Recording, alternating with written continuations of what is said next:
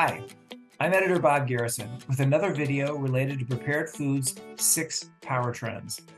Today we're looking more closely at the trend and technologies surrounding protein.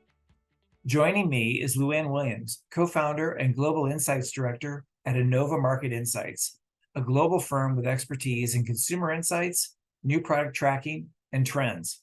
Welcome, Luann. Hey, Bob. Thanks.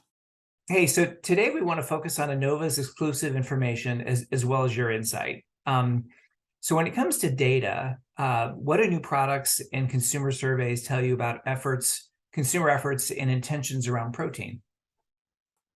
So protein is the trend that never dies. Still, a quarter of consumers say they're still increasing their protein intake.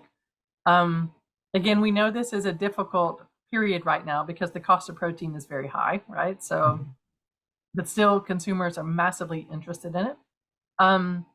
Most consumers don't know what a complete protein is. That's, I think, maybe not a big surprise, but only 1/6 of consumers can describe it correctly as containing all the essential amino acids. We see overall, if we look at launches with protein ingredients, overall launches with protein ingredients is flat, but plant-based proteins are still growing.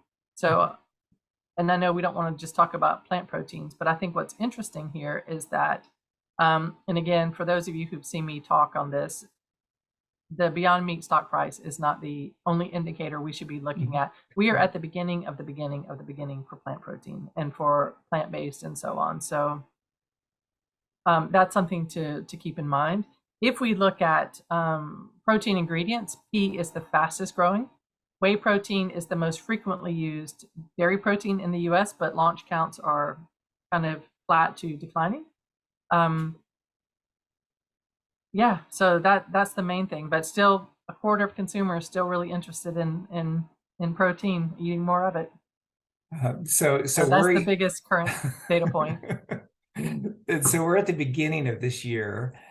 So looking more broadly at this trend, how do you expect it to evolve? I mean, you just said we're at the beginning of the beginning of the beginning. How do you expect the trend to evolve in 2023? And what should food and beverage formulators be thinking about? Okay, I would think about this in a very different way than this is not just about a plant hamburger, right? Because I don't know many consumers who would want to pay 20% more for a hamburger that tastes 20% worse. You know, like you have to think about the gap is very big. But a third of consumers are interested in trying new food concepts.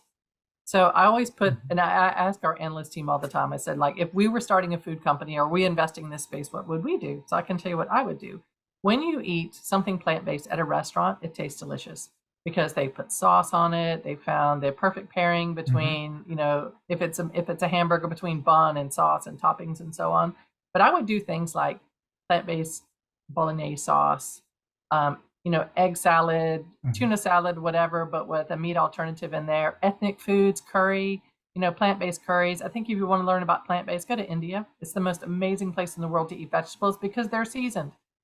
You know, and they taste good. They're in a sauce, they're seasoned. And I think that's part of the problem because if you've eaten, you know, some of these products in a restaurant, you're excited about it when you leave, and then you try to replicate it at home and you're totally disappointed. And we know that taste and texture are still the two big barriers. So if I were a food company, meat is here to stay. So I absolutely do not want to say that, but there is still a big opportunity for these other things. I look at my own Gen Z kids. If you go to McDonald's and they're picking something, they want the veggie chicken burger.